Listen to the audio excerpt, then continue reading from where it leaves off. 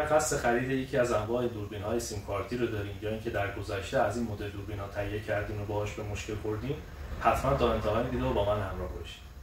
همونطور که میدونیم دستگاه‌های سیم کارتی برای اینکه از شبکه بتونن استفاده کنن نیازه که در سامانه همتا ثبت شده باشن. اما با پیگیری‌هایی که من از سامانه همتا انجام دادم متوجه شدم که دوربین‌های سیم کارتی و مودم‌ها فعلا شامل طرح ریجستری نمیشن.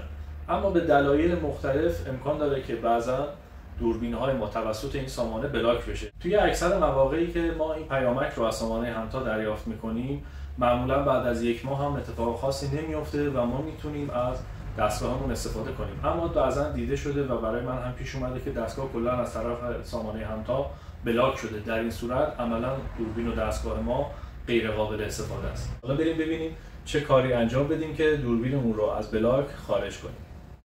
در مرحله اول ما باید IMEI دستگاهمون رو به دست بیاریم که روی خود دوربین یا کارتونش این عدد ذکر نشده و ما باید سیم کارت از داخل دوربین در بیاریم، روی گوشی بذاریم، پیامک همتا رو که دریافت کردیم مثل چیزی که داریم مشاهده میکنین IMEI دستگاه هم بهمون داده میشه.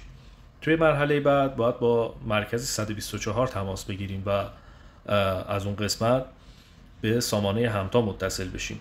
اونجا باید درخواستمون رو بگیم که میخوایم دوربینمون از بلاک خارج بشه. IMEI دستگاه رو از ما میگیرن و در نهایت به ما یک شماره پرونده میدن.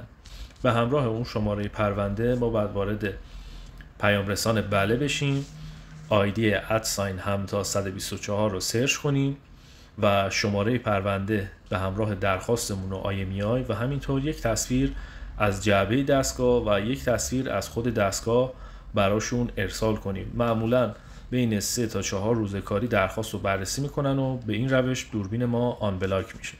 اگر شما هم تجربه مشابهی در این زمینه داشتین حتما زیر این پست برامون کامنت بنویسین که بقیه هم بتونن از تجربه شما استفاده کنن.